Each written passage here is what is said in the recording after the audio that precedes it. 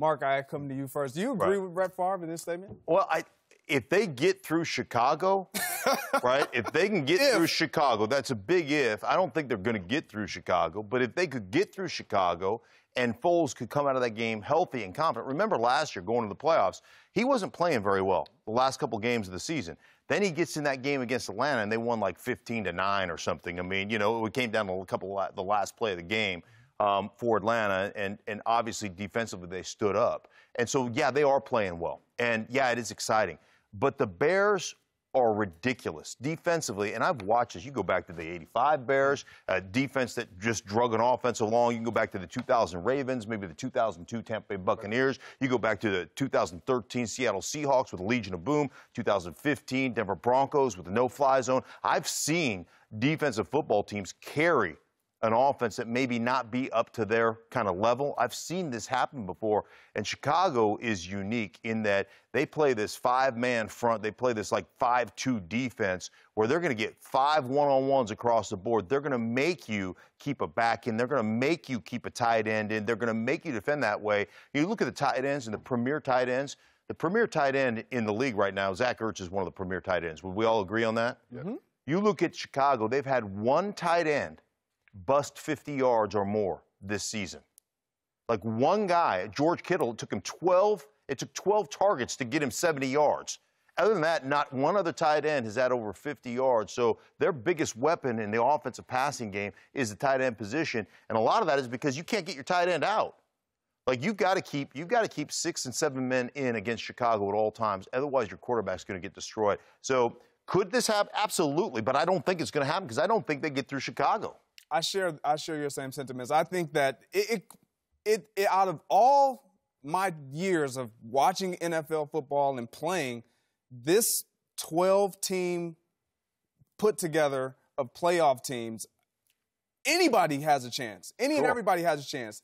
But what Brett Favre said, I disagree with because of who they have to play and where they have to go. And when I look at, you said it all, I don't have to be long here. When you look at the Chicago Bears defense, 11 of their 16 regular season games, they've held the opposing starting quarterback under 80% passer rating.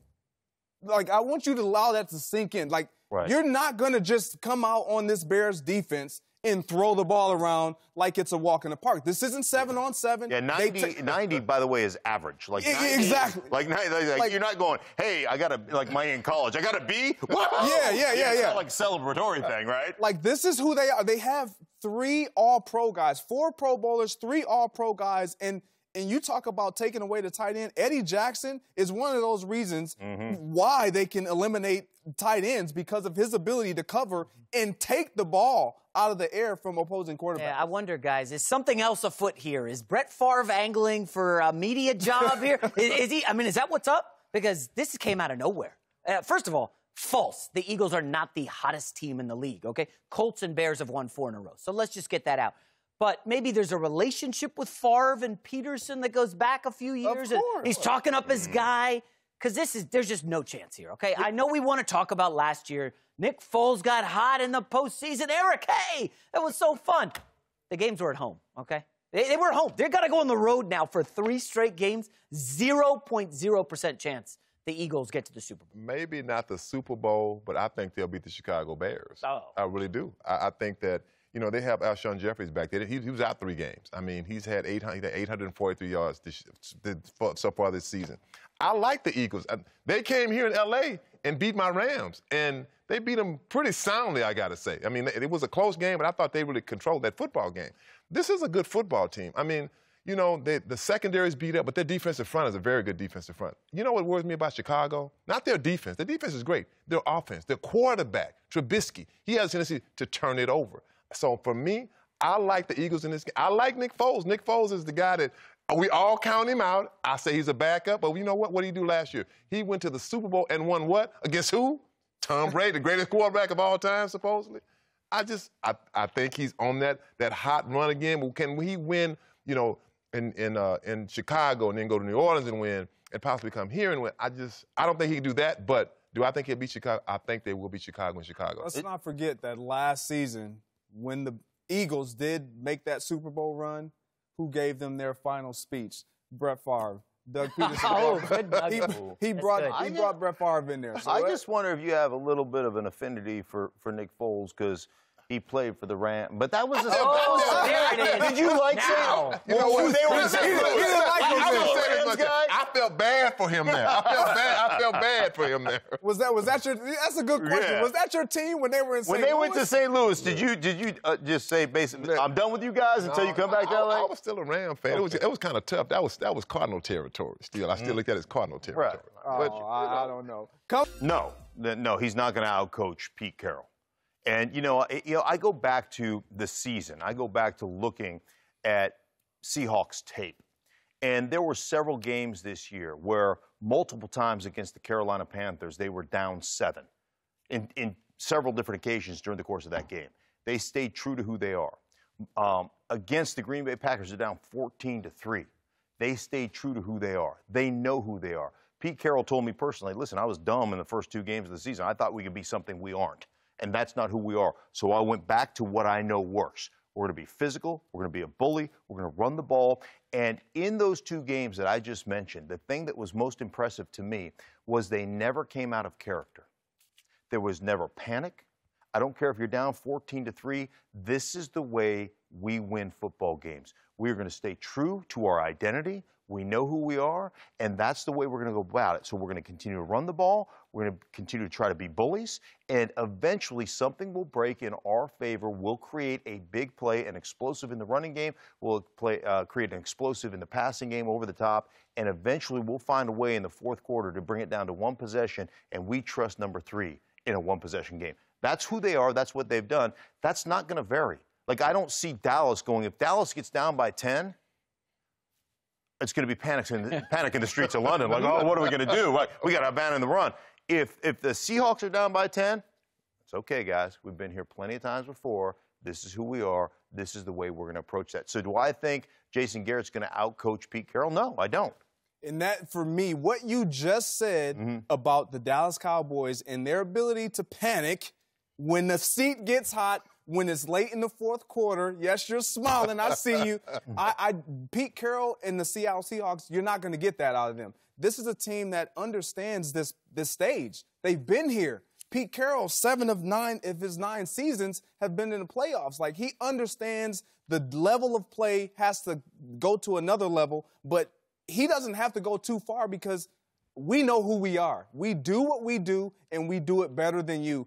And by the way, Pete Carroll has never lost when he gets in the dance the first game in the playoffs. He hasn't lost. So that doesn't bode well for your Cowboys. Yeah, boom. Well, now what? I'll say it's the first time for everything. Can you remember Super Bowl?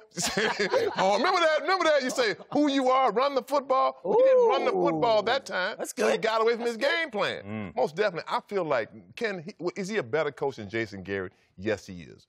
But do the Dallas Cowboys have more talent, all-around talent, than the Seattle Seahawks? Yes, they do. And sometimes, and I believe in this case, the talent would outweigh the coaching. Ooh, I believe that Rob Marinelli's defense. He's right. And the his Cowboys have a better roster than the Seahawks. They have a better There's no doubt. roster. So, but I just want to say, like, any chance he outcoaches Pete Carroll? Of course there's a chance. There's a chance you could beat me in tennis the next time we play. Or Eric could beat me in Monopoly. Like, anything can happen, guys, especially in sports. Like, they're unpredictable. And when I look at this matchup, folks, just going to remind you, the last 2 times Seattle went on the road in the playoffs, they got blown out in Atlanta on the road. Remember that big when Atlanta went to the Super Bowl? That was a high-profile offense they were up that against. Carolina game where they fell up behind like 24-0. They did make a rally, but they lost badly the last 2 times they went on the road in the playoffs. I think Dallas is the side here. I think I'm confident in Jason Garrett showing up. And the last thing is, Week 17, did you guys see what he did there?